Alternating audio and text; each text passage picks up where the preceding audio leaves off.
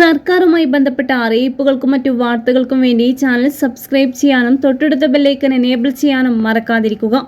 പശ്ചിമ ബംഗാളിലെ മുർഷിദാബാദിൽ ബാബറി മസ്ജിദ് നിർമ്മിക്കുമെന്നും ഡിസംബർ 6-ന് തറക്കല്ലിടൽ ചടങ്ങ് നടക്കുമെന്നും തൃണമൂൽ കോൺഗ്രസ് എംഎൽഎ ഹുമയൂൺ കബീർ പ്രഖ്യാപിച്ചത് വലിയ രാഷ്ട്രീയ വിവാദത്തിന് തിരികൊളുത്തി.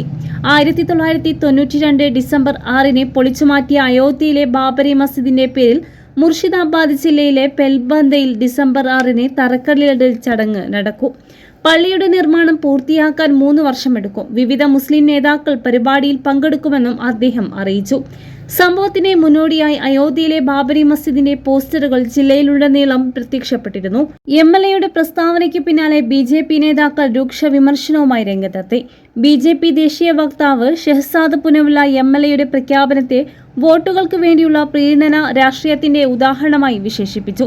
സീത, ദുർഗ, കാളി തുടങ്ങിയ ഹിന്ദു ദേവതകളെ തൃണമൂൽ കോൺഗ്രസ് അപമാനിച്ചുവെന്നും വോട്ടുകൾ ഏകീകരിക്കാനുള്ള തന്ത്രത്തിന്റെ ഭാഗമാണിതെന്നും അദ്ദേഹം ആരോപിച്ചു. വോട്ട് ബാങ്ക് രാഷ്ട്രീയത്തിനായി വഖഫ്, CAA, SIR എന്നിവയ്ക്കെതിരെ പ്രകോപനം സൃഷ്ടിക്കാനാണ് തൃണമൂൽ കോൺഗ്രസിന്റെ ശ്രമമെന്നും പുനവുള്ള പറഞ്ഞു.